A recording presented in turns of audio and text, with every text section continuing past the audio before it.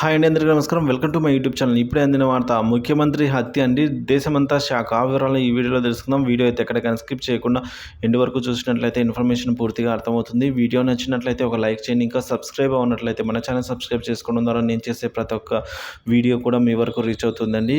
ఇక ఆలస్యం చేయకుండా వివరాల్లోకి అయితే వెళ్ళిపోదాం.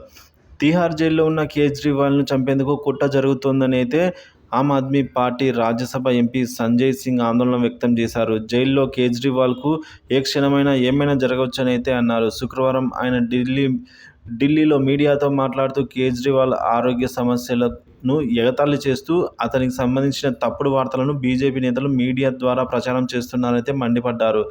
ఖైదీల ఆరోగ్యానికి సంబంధించిన సమాచారాన్ని ఎవరితోనూ పంచుకోవడానికి జైలు నిబంధనలు అనుమతించవని, అలాంటిది కేజ్రీవాల్కు సంబంధించిన నకిలీ డైట్ చార్ట్ని అయితే ఈడీ గురువారం మీడియాలో ఎందుకు చూపడానికి కుట్ర చేస్తున్నారని ఢిల్లీ మంత్రి అతిషి అయితే ఆరోపించారు. అయితే ఆమె ఆరోపణలు జైలు అధికారులు కొట్టిపడేశారు.